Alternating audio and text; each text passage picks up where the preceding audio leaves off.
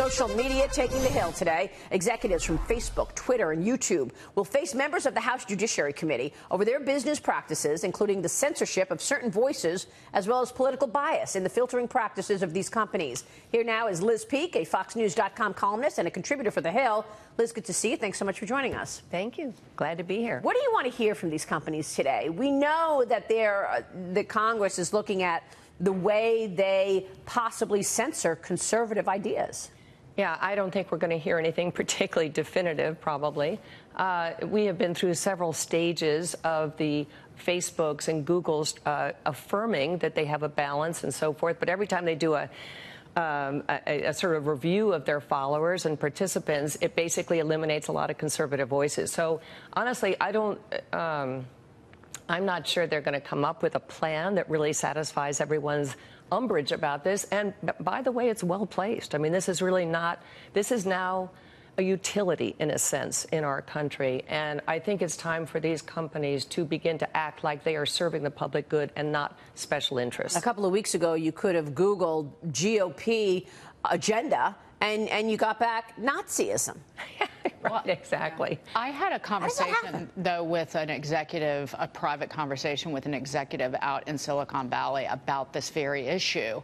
And the individual just dismissed it. And it's the view from the Valley and the technology industry that this is not active censorship, that it's just automated. It's just the way it is in terms of the Russia interference. Maybe they were careless in policing the activity on these in terms of ad placement, the content that's being censored, but it's all automated. They say it's algorithms. They said it's done by algorithm. Yeah, it may be that someone's writing the algorithms, right? Someone is putting in those keywords that trigger a response from the algorithm. So there are humans behind all of this. There's no denying that.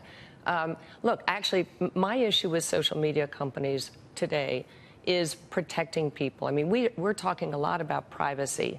But very rarely are we really talking about the fact that people are being scammed on these organizations daily. Google has, websites up that they feature that are fraudulent. I mean, that seems to me a much bigger issue for Americans and for consumers than whether my date of birth gets, bandied about. Yeah, I don't care. But from a libertarian perspective, even a conservative perspective, it used to be buyer beware. It used to be personal responsibility, that it's not up to the government and Big Brother down in Washington to protect these individuals, that you have to have a better sense about someone taking advantage of you. And that seems to have fallen by the wayside a little bit with the way that conservative thought has morphed in recent years. How much of these imbalances is driven by audience? So the audience using social media and the internet, frankly, is probably more urban-oriented, kind of less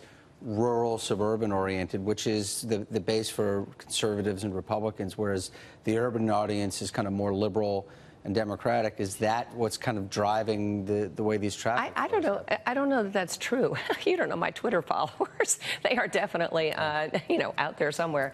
And I love them. But let's face it, who's the biggest Twitter user in the country? President Trump, right? So that's Twitter, really mind you. That's not Facebook. I don't know actually what he does on Facebook. I don't follow that much. But I'm not sure that that's accurate. I think it's a pretty balanced thing. And when they go awry, when Twitter or Facebook begins to do something disadvantageous to conservative voices, it lights up like a, Christmas tree. I mean... And when I spoke with the CEO of Microsoft, Satya Nadella, I asked him if he's expecting more regulation as a result of all of this. He also talked about the benefits of artificial intelligence and facial recognition and potential bias. Watch this. One of the things that we recognize is with AI technology, with all the benefits come some unintended uses, like bias or facial recognition.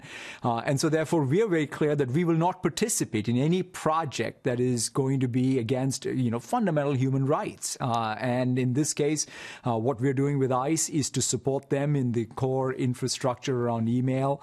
But we are not at all involved in any of the facial recognition technology and their use cases.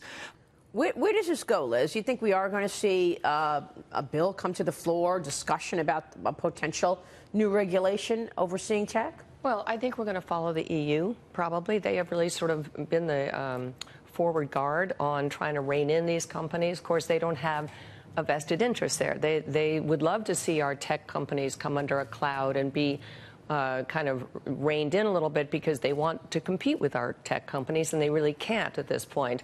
I think we'll see some talk about regulation. There will probably be around the edges. By the way, if Facebook continues to have eruptions of, gee, we forgot to tell you, we were doing this, and yes, we agreed that we had taken all that stuff down, but we actually haven't.